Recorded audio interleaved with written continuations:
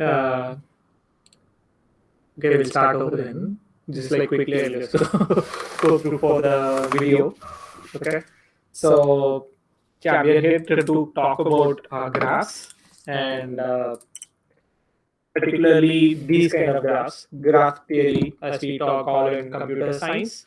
And so graphs are very simple objects. There are only like a few rules when it comes to graphs in computer science and consequently mathematics, basically. So in graphs, we have vertices, edges. They are basically, you can call them dots and arrows as well. So everything, anything is an object or vertex. So object is a much more friendly term to programmers, I believe, because we know when we say objects, we represent everything as objects in our programs. And vertices are the lesser known things in probably like we mostly consider vertices as intangibles in our program because vertices basically represents relations between two objects. A user can have a profile, or a user can like like a user can attend an event. So attending an event is here is a vertex, and usually for this particular part, attending the event, we don't have an object representation in our program. Usually, we say it out loud, but if you look at our code, you create a user object, you create an event object. You don't create an object that says attend event, right? So vertices are usually something that we don't think about visually or even in our UML diagrams or anything. They are just arrows. So that's where graphs. So when we model things as graph, you are forced to represent these vertices also, where the relationship between two objects becomes something that is like meaningful, right? So by the way, so yeah, so graph theory is a very deep subject, and y- graph theory is a very deep subject, and like that's something like we can go on. So for now, let's like try some explore some through some examples, right? So we spoke about graphs and like why they are useful. Uh, so in terms of our everyday everyday programming computing needs, how can graphs come into use? Let's take an example of a social network. Let's say you are building Twitter or Facebook or anything like that. So this is like a very traditional example everyone takes whenever there's like people talk about connected graphs and something like that. A social network, it has the name network in the name because you're connected to someone, that person is connected to someone else, and so on. So let's like do a simple data modeling of this social network. A very simple modeling will be something like this. We'll just have one table or one collection where we have the list of users, and each user has a name, and each user has a list of friends. Okay. Of course, in a relational DB, you may or may not have an array type as an object, but in MongoDB or document databases, you are allowed to have array as a value, right? So I'm going to stick with that. If you're like not comfortable with MongoDB per se, you can imagine just like a JSON object where you have a list of users and all their friends are something like that. Uh, yeah, in a relational DB, this would be some kind of friends. There are a lot of ways to represent friends, and this is like a whole topic in itself, how to model user friends in the relational DB. That creates a lot of there's a lot of debate going on that. Some people, they create a friends table, which is basically a many to many join table between users and users, right? So because each user has many friends, and each of the friend, they have many friends, and so it's kind of a many to many table, right? So, but in MongoDB, it's rather simple because you don't need a separate collection. In the same collection, in each object, you can just store a list of friends. So let's see how that looks. So this is how you could store the data in MongoDB. So you could just like create a collection and just put it here. I don't know if it's easy to read or not, but I'll just say that we have like basically 4 users: Bob, Alice, Kate, and John. And we're saying like Bob is friends with Alice and Kate. And Alice, if you take, she's friends with Bob and John. And Kate is friends with Bob, and John is friends with Alice. These are typical these are typical connection networks, right? And if it looks like a adjacency list, it's going to be a coincidence, right? But if you work with graphs before, you probably know what an adjacency list is. And this is basically an adjacency list, but slightly modified to fit into MongoDB, because your typical adjacency list will all look of numbers, because that's what is there in every interview preparation website. But in real life, this is what adjacency list looks like. um, Okay, so one of the common features in any social network application is to show you friend suggestions. Like you go to Facebook or LinkedIn, it shows you suggestion about, like, you may know this person's. And back in the back end, there's gonna be a lot of advanced analytics going on to bring you the suggestions. In reality, there's a lot of data science and machine learning algorithms that are happening to bring you the suggestions. But if we were to, like, implement it in a very simple way, we could start by suggesting, like, if you go back and look at the data, Bob knows Alice, right? Bob knows Alice, and Alice kind of knows John. So there's a probability that Bob could also know John, right? Because, like, who knows, like, they're the friends. And between Kate and Alice, you take again Kate and Alice, Bob is a common mutual friend. But Kate doesn't know John. Yeah, Kate doesn't know John, but she could know, there is a probability that she could know John, because Alice knows Bob, and so on, right? So we could come up with this feature by trying to find out, let's say Kate is our logged in user, and we have to show suggested friends for her. And what we can do is, one way to suggest friends for Kate. Let's go back to the data. Was it so Kate has friends with Bob. So what we can do is, like, we can show Bob's friends. We can show Bob's friend. And who are Bob's friends? Alice and Kate. Obviously, you don't show Kate to Kate.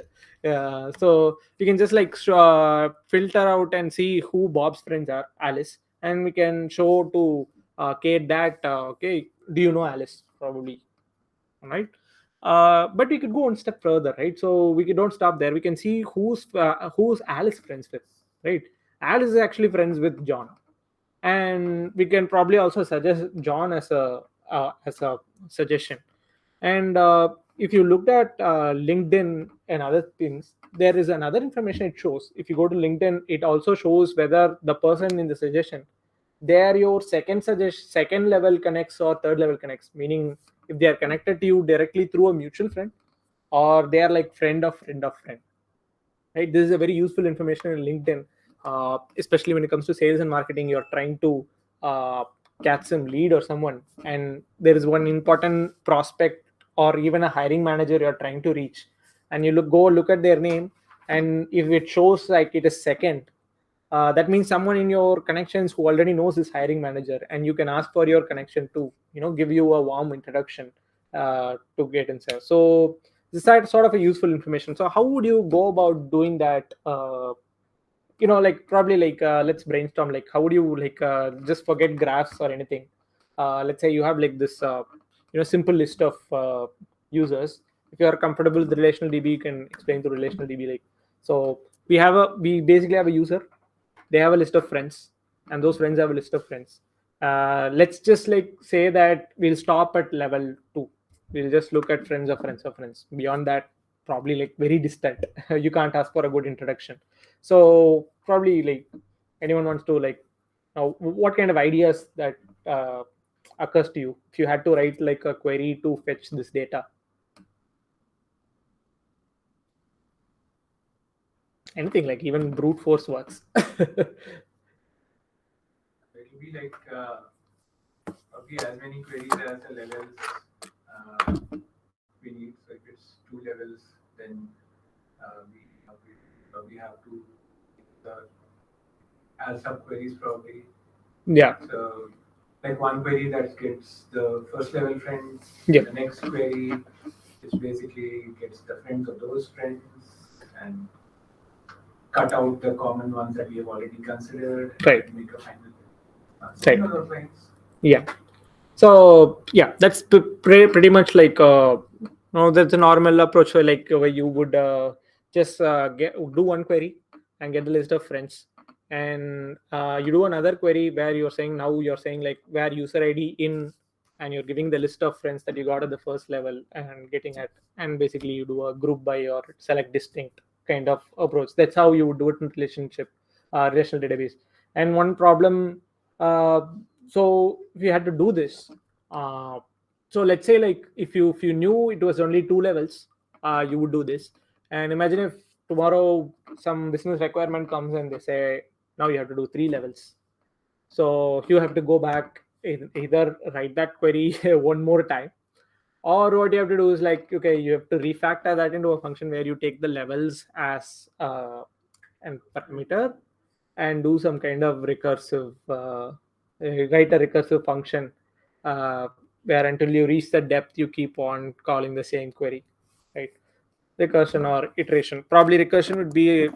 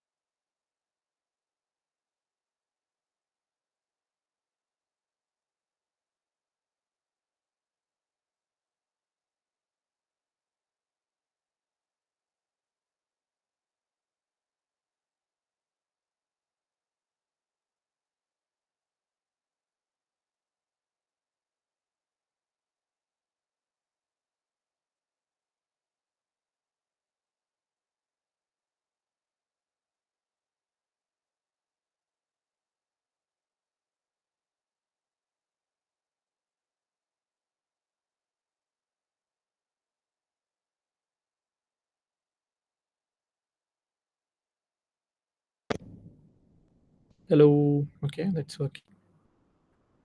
Hello, hello. Yeah, now it's working. Okay. So, okay, I have a DB and I have this people and I have this the same collection that I have. And what I'll do here is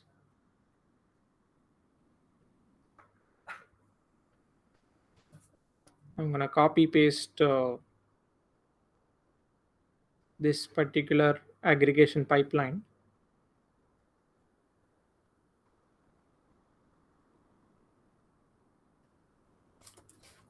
here, right? And if we run this query, we get the final output of let me run it separately. You see, so we started with Kate. So this query then shows these are the suggestions for Kate, right? And connection level 0 means she's already friends with. So we are looking for connection level 1 and 2, which in a further next pipeline you can even filter this query to just only have connection level 1, 2, right?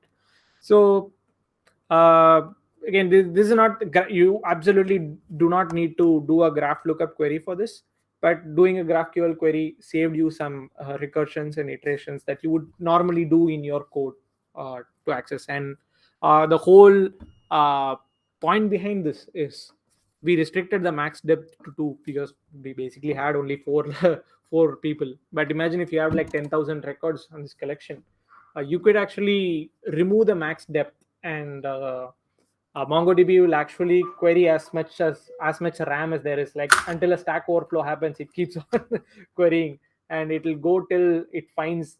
Obviously, you run the query in a social network like Facebook, unless there is a guy who has no friends, everyone is going to be on the list. So if Facebook had 1 billion users, if you run this query, it's going to return 1 billion results, unless there are some accounts which has absolutely no friends, like disconnected node. In general, they would have like some documented uh, best practices around this, that these are the things you shouldn't. Yeah, they give you a fair warning about your depth. Because I'm assuming internally they are also doing some kind of They do that. Obviously, they do the recursion. and probably maintain some kind of indexes or some structures for this to No, work. so no, it doesn't do any of that. So because there's like if there's a blog that I linked with this slide, you can take a look at it. It fairly says MongoDB is not a graph DB. It is not designed to be a graph DB. But in your scenario, there is like a use case for GraphDB.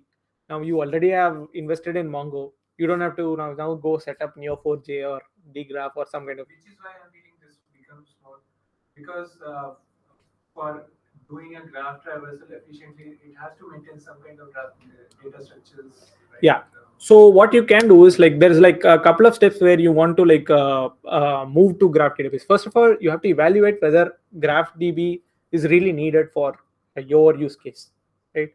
Where if you have these kind of relations, if you have so many relations in your business domain, so when that is happening, first thing you can do is like within your existing data, without changing the schema, you can try doing these kind of graph lookup operator on this thing. And so this can be done without changing anything in the schema, without anything. Yeah, as long as your data has this connection, no, like you're obviously you'd have, right? Because like when you want to do a we don't have to add anything, like no index, Yeah. no extensions, nothing of that sort. Yeah, you need to have an index because this thing is going to, obviously if there is no index, it's going to scan all the rows, right? So basically all what GraphQL lookup does is internally it's just doing a recursive lookup. So there's a lookup operator in MongoDB, no, where you have relations and you want to look up another thing. There is lookup operator. That's how you fetch the relations in, like join. You use lookup in thing. But if you want to recursively join on relations that are coming up, then you had to do that kind of logic in your code because there was no way to do it in MongoDB itself. Now there is a way to do that. So internally it does the recursion slightly more efficient because it's going to, like, instead of trying to build the cursor immediately, it's going to do all the recursion and give you the final cursor, all that. And in order to make this obviously in the DB that I have no index, and I'm doing a lookup on the name, which is not indexed at all. If I want to improve my performance, what I can do is like I can index this table with a name field. That will probably increase my performance. But there is no special index just for Yeah, this. no, Like the usual index is correct. available. So graph lookup is just like basically a helper. Okay, another question. Mhm. Does this have some kind of pagination support also? Like I want a batch of 200 users? Um, Something like that? no, that again, that you have to restrict it through your aggregation operators only. One thing, so that's where they give you this, right? So they give you this restrict search with a match, and they also so you can add a depth field, no? So this depth field gives you it keeps storing what level of depth you are in. So you, that's why, and you specify a max depth and you say stop there. But you cannot like limit based on, okay, I've already reached 1,000, even in second depth I've reached 1,000, stop the query here. You cannot do that. That you can only do it in the next step and say like limit to the first 1,000 records. But I don't know if it will affect the graph lookup query itself. I'm not sure about the internals. uh, but graph lookup is basically a helper function to do this recursive thing. uh, so the next stage of so you do it with this with your normal data. The next step is to, if you have this a constant requirement, then you can model your data in MongoDB itself in a way that it optimizes for this kind of lookup, where in that case what you do is like you don't create different collections at all. You have all your objects in the same collection, which means your uh, users, so if you take blogs and posts, users, blogs, posts, comments, everything in the same collection. There's no longer a different collection for users, different collection for a blog or anything. And the only way to get all users is by just like having one type, user type is a user, and you filter get the users like that. Obviously that's not efficient, because we had a collection separately for users. You just doing users dot find will get you a result quicker than trying to filter by type on a single collection. But where that shines is you're no longer like looking for just getting a list of users. You're asking questions like who are the users who have made a comment on this blog at least 5 times, and in a 3-month interval, or questions like that. So those kind of questions are better answered with graphs, right? And yeah, so but the is it like doesn't show what's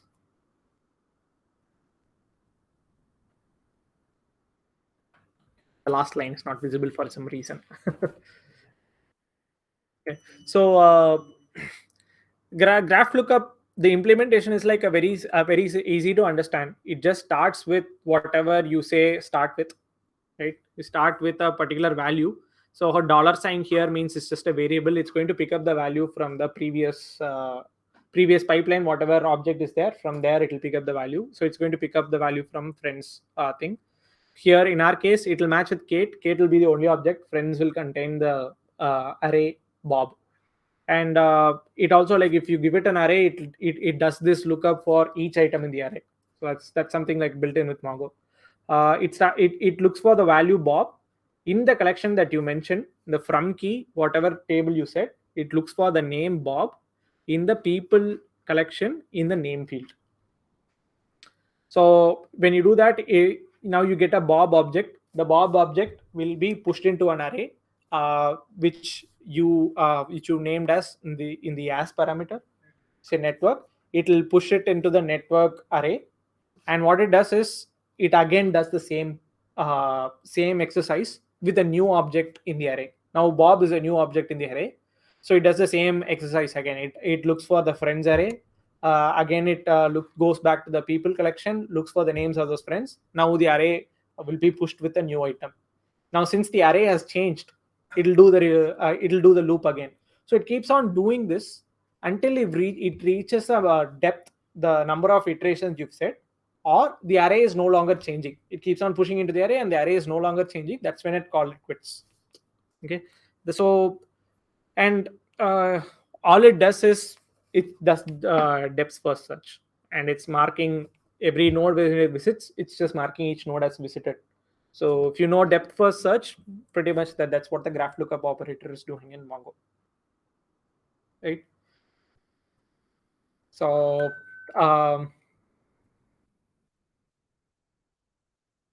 so I have like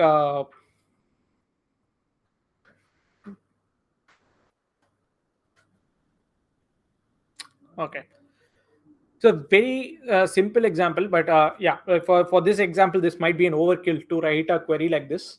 But the power really is in like this will just expand even like if you have like a wide array of huge network, and like you can do this graph lookup multiple times. So just as a quick example, I'll just show you another example uh, with a somewhat more complicated graph, and I'll just like I'll also like this whole slides is hosted publicly. I'll give you the link, and I pushed all this I pushed the all the code to the repo, uh, right? Because this query is going to be much more complex here. So this is this is like this is another graph. This I took from entgo.io. Entgo is a Go framework. Basically, Facebook has created a Go frame ORM, uh, ORM for Postgres and other thing, where this ORM actually creates a graph, creates every table as a graph only. So you create it's like a schema first.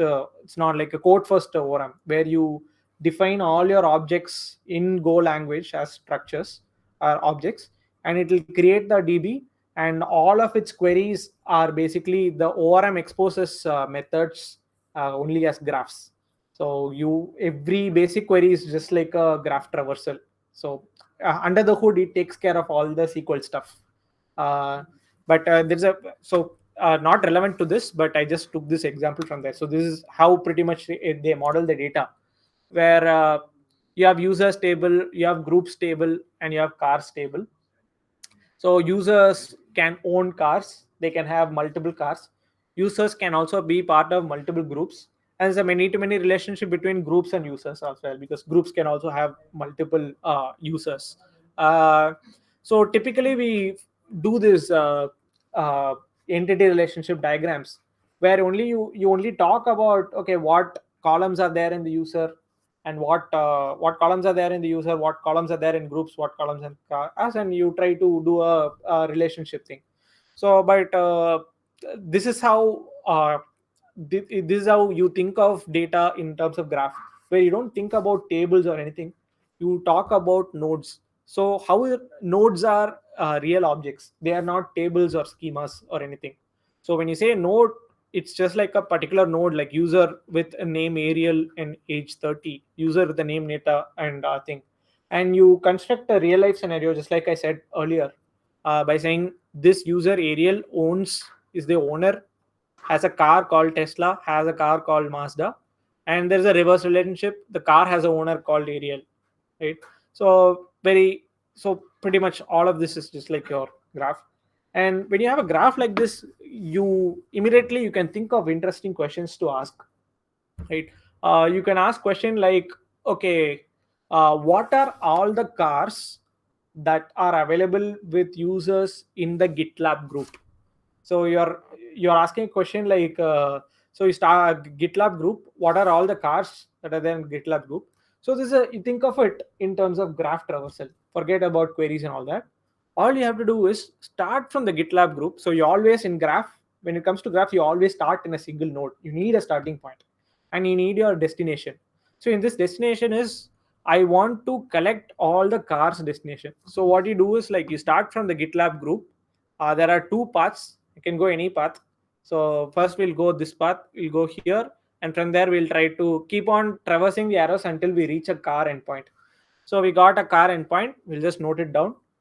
Come back here, find another car, note it down, and GitLab, there's this path we didn't explore, come to this user, find a car endpoint. Now we got the three cars, this is the result.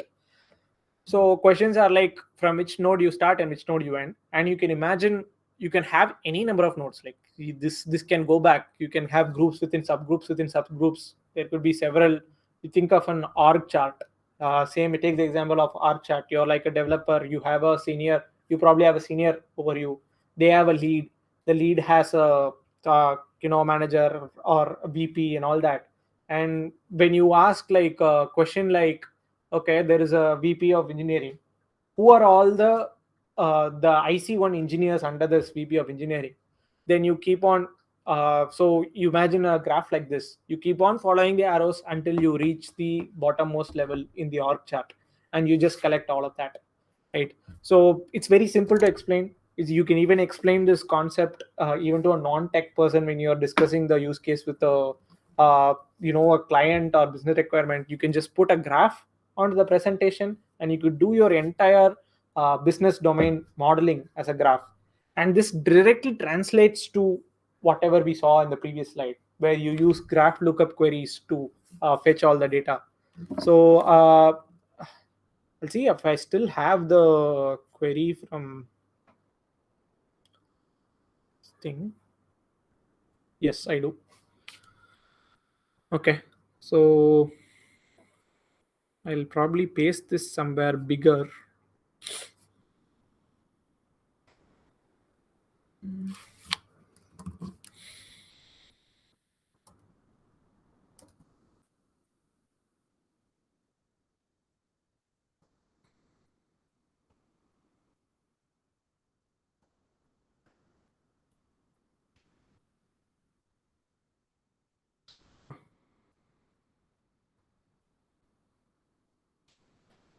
Okay.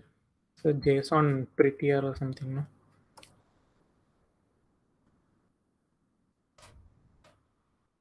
It's not a JSON. It's just normal JavaScript object. It's gonna throw an error. Yeah. What's the best way to do it?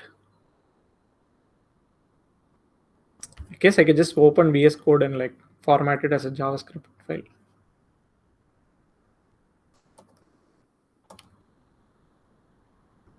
Oh, it detects as JavaScript. Wonderful. Okay.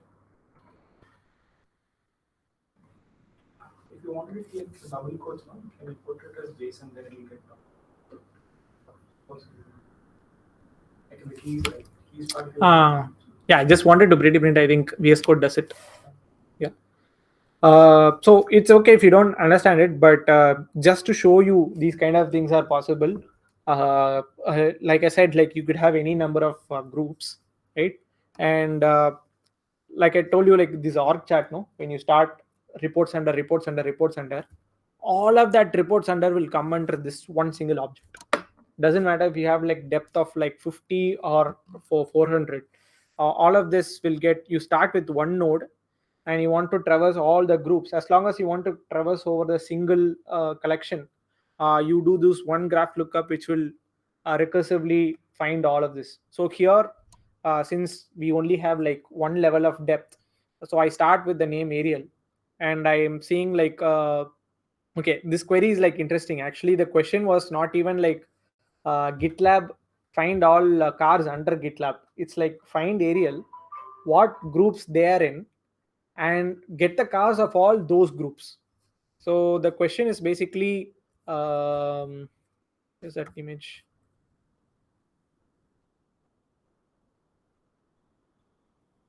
Yeah, the query question is start with Ariel, get all the groups of Ariel, which is like GitHub, GitLab, and now get to the cars. So from user, you first go to the two groups and you follow those two groups and get all the cars it connects to. Right, that was the question. So that directly translates to this particular thing. So you start with Ariel, you match, and you find a single node, and you do a graph lookup of getting all the groups, right? Uh, so I'm doing some kind of getting rid of any extra. So project is just again a select statement. I'm only interested in the users in the group. I don't want any group meta information myself. So here I have to do some weird MongoDB stuff too, because it when you have groups, which is an array, and inside the groups you have like users another array. So array of array data structure, you use unwind to flatten. So if there are two levels of depth, I need to do two level of unwind. I don't know. I'm not an expert in MongoDB. So this is the only way I know how to flatten the structure in MongoDB. This also will I think remove the duplicates or something. No, this I'm doing to duplicate whatever is there in the flattened array. Probably there's a shorter way to do this in MongoDB, but the important part is this. After I get all the users, so I've started with users, I got all the groups this user belongs to, and I will come back to users again, but this time I'm getting the users of all those groups that the first user was belonging to. Now I have a list of users. From these list of users, I want all the cars that these users own. That query is taken care by this graph lookup, and ultimately when I flatten it, I'll just have so I start with user, I run this query, what I have is three cars, all three cars, Ford, Tesla and Mazda, which is exactly what is there. So we go to the two groups, we follow all the arrows, we get these three cars back. So this is a complicated example, which I have a repo I'll push there. Just to, again, this whole talk was to just give you a glimpse of what is like possible, and show even like show a little bit of interest in graph theory if you want. Yeah, so the main selling point for me in graph theory was that it breaks these barriers of now you can talk to business people and directly decide this data schema, because not a lot of people understand ER diagrams or something like that, and this has in my work allowed me to talk with business people better and make them understand the constraints of the system and develop systems. And I couldn't include some of the code here. At work I've done a complicated GraphDB setup using Postgres. So Postgres has something called common table expressions. Common table expressions basically let you do a recursive SQL query. So I have a setup where users can create any levels of groups. So it's dynamic. The user only at runtime I will know that how many levels are there, because there's a group, there's a subgroup, and just like your file data structure. No, you think about Google Drive or something. You can create any number of folders and nest your object any level deep, and you don't know ahead of time how many levels of deep it will be there. In DB, it could be anywhere. So I had to devise such kind of system. In Postgres, I had created a table just like that. Pretty much a similar approach. Postgres has a common table expression kind of SQL, where you do a recursive thing, and like in user just has to say top level, he can mention this is the top level folder, get me all the documents under this, all the subfolders. That one query will fetch all the list of folders. So yeah, this comes up way often. So this is all I know. If you have any questions, I'll be happy to answer. You can also connect with me on LinkedIn and ping me anytime.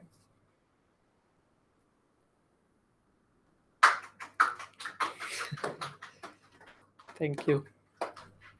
Right, in questions, if there are no questions, we can take a break now. Upstairs we can go.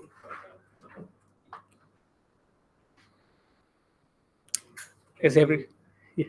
Huh? Sorry. We have to stop the recording, no? Yeah, I was I don't know. Is it something like if you stop it, it won't work again? One of those things. Can I turn it off?